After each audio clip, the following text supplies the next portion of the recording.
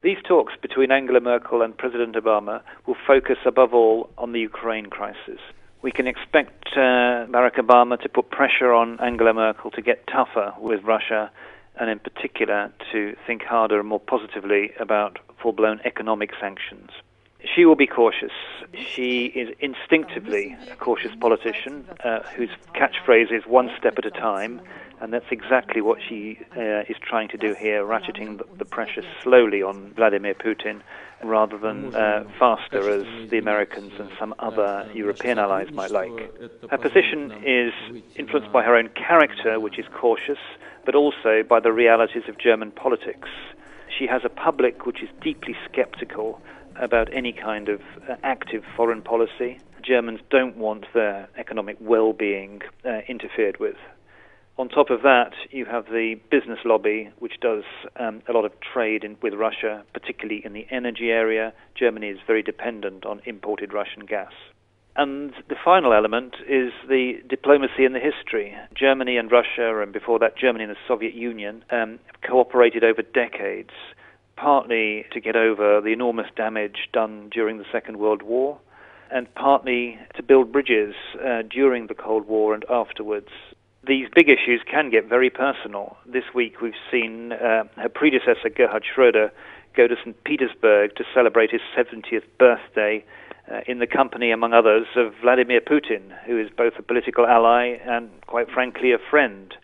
Schröder himself is chairman of Nord Stream, which is a Russian-German gas supply company, and Nord Stream was hosting the party.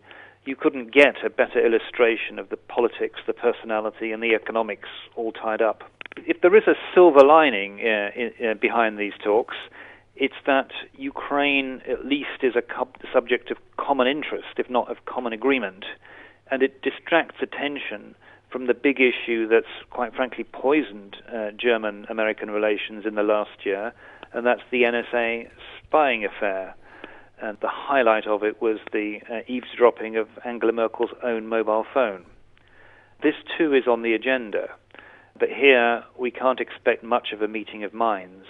The Americans have refused to include Germany in the kind of no-spy agreements that Great Britain, for example, has. There's also no assurance from the American side that similar spying won't happen again.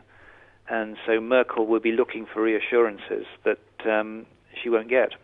This is a long pre-arranged meeting among two old allies, so there is a lot going that's positive between Germany and the United States, common history of alliance in NATO, and very large economic interests, much larger than those between Germany and Russia. However, the atmosphere is tense and a bit fraught. The effects of the NSA affair linger, and there are serious differences of opinion over Ukraine. This will not be an easy summit, either for Mr. Obama or for Ms. Merkel. This is Stefan Wagstyl, the Berlin correspondent of the Financial Times.